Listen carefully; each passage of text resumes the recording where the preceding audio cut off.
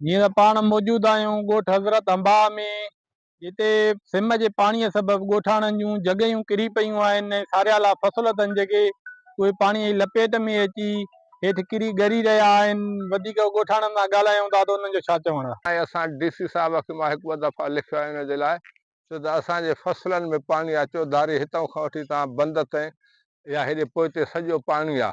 असांजे आबादगारनि सां वॾो हशर आहे त हाणे उहे घटि में घटि 5 छहों ते असांजी मज़ूरी थी पवे। पाणीअ में के माण्हू लाबारो इहो टायरनि ते था कनि, वरी उनखे ॿधनि था, वरी टायरनि ते ॿेड़ी वांगुरु ढोए ॿाहिरि करे सुक ते कढी करे उतां सट असांजी 4-5 ते मज़ूरी थी लॻे।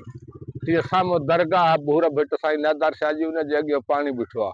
साईं सरदार शाह जो, साईं अमीर शाह जो जेको आहे सो अॻियां उतारो आहे दरगाह, उन में पाणी बीठो आहे। असांजे मुक़ाम में पाणी बीठो आहे, सॼा फसलनि में पाणी बीठो आहे, हिन रोड ते पाणी बीठो हो।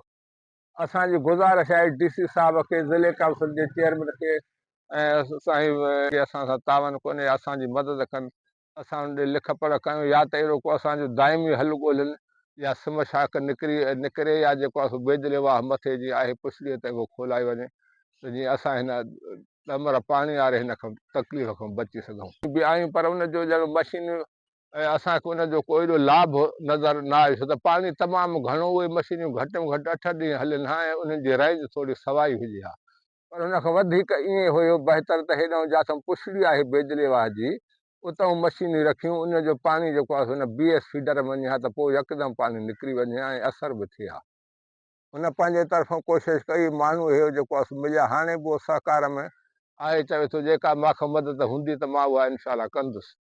असांजे DC साहब खे बि गुज़ारिश आहे, या पब्लिक हेल्थ इंजीनियर आहे, डिस्ट्रिक्ट काउंसिल जो चेयरमैन साहब आहे, जेकॾहिं असां मां कोई बि हिन जी मदद कंदो त असांजो मसइलो हल थी सघे थो, ऐं असां हिन वॾे हिन पाणीअ जे ॾचे खां असां बची सघंदासीं। मेन जेके जॻहियूं आहिनि घरनि जो फसल जेको आहे असांजो, तो बिल्कुलु मुकमिल तौर ॿुॾी चुको आहे।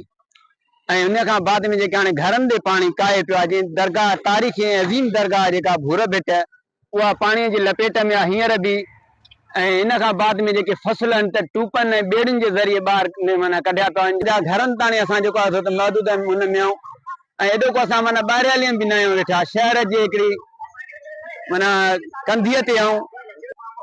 इन जे करे असां DC शिकारपुर ऐं AC लखीअ खे माज़माना हथ ॿधी गुज़ारिश कंदासीं त ख़ुदारा असांजे चौपाए माल खे, असांखे हिन बीमारियुनि खां ऐं घरनि जी जेको आहे सो त किरण जॻहियुनि जे ख़तरे खां असांखे बचाए करे। मोहम्मद आरिफ खान महर जेको आयो हुयो, पर मिशनरियूं 2-3 ॾींहं हलियूं, पर पाणी असांजो जेको आहे हिन वक़्तु ताणी निकाल न थी सघियो। बदकिस्मती इहा आहे असांजी, ऐं इन वजह जे करे जो थोरो ॿी साइड न हलियूं मशीनरियूं, इन जे करे वरी बि असां मोहम्मद आरिफ खान महर ऐं आला ऑफिसरनि खे ऐं ताक़त वारनि खे गुज़ारिश कंदासीं त असांजी मदद कई वञे। आबादगारनि जो तमामु घणो नुक़सानु थियो आहे।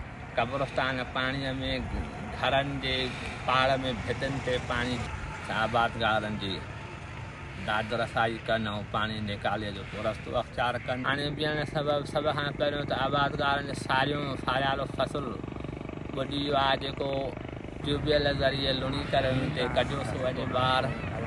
ॿियो कणिक जो ख़दशो आहे त कणिक खां बि इहा मुंद आहे, कणिक अञा पाणी बीठो आहे 2.5 फुट, उहो बि पाणी मुश्किल थी सघियो।